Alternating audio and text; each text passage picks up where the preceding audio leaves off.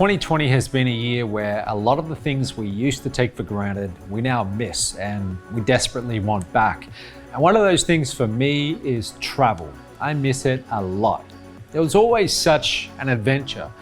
You were leaving your familiar surroundings, your regular patterns and routines, and all the same people that you were seeing every single day to venture off into unfamiliar territory. New people, new cultures, new hotels. The journey always had some excitement and surprises along the way.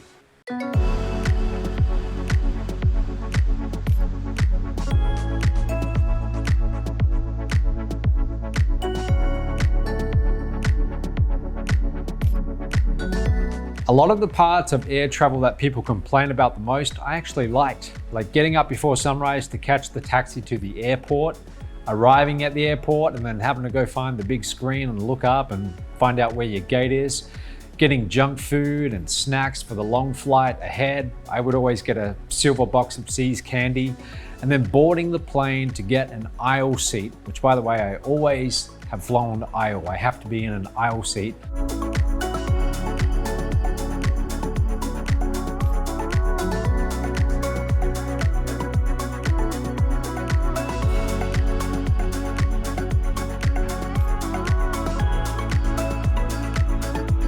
But the part that I most liked about it was those first few hours in the plane, in the air. I was in my element. It was my favorite place to work because of the state that I was in when traveling and because nobody could disturb me. There was no Wi-Fi, no Skype, no email, nothing but an empty text file staring back at me on my laptop where I could let my ideas flow. Now, a lot of those ideas led to nothing, but some made me millions of dollars. But in that one place during that flight, I could always get my best high-level work done because of the optimistic state that travel put me in.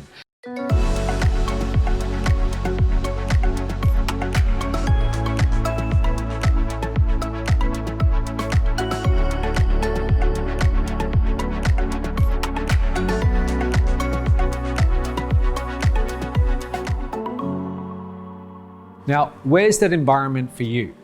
I don't know where it is, but I do know where it's not. It's not at your desk in your office or wherever your normal place of work is. You see, our environment, it's got an enormous impact on our state and the quality of the work that we do.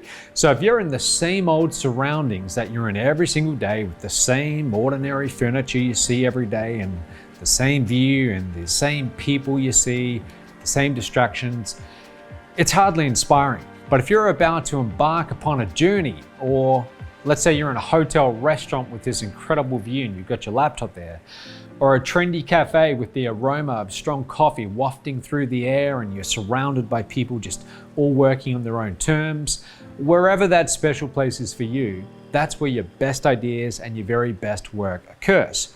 So if you want to have bigger breakthroughs in your work and you want to have them more often, you've got to deliberately put yourself in that environment as much as possible. It really makes an enormous difference. Now, you might have heard me tell this story before, but one of the biggest turning points in my career was in my young 20s. I started off by always working from my bedroom because I had my own online career. And so I would work from my bedroom. I had a desk in the corner, and that was my existence. I would wake up, walk about 2 meters to my desk, sit down, stay there all day, and then sleep. Okay, and it wasn't exactly an inspiring environment. I had all these distractions around me. I could hear the neighbor's dog barking. I had other people in the house. I would pick up the phone to make calls for my career, and someone else would pick up another phone in the house midway through the conversation. So it really wasn't the optimal environment. One of the first things that I did when I realized this wasn't working out was I went and rented an office where I could be completely focused, have no disturbance, and just have silence. And so when I made that transition to a different environment, it really made an enormous impact.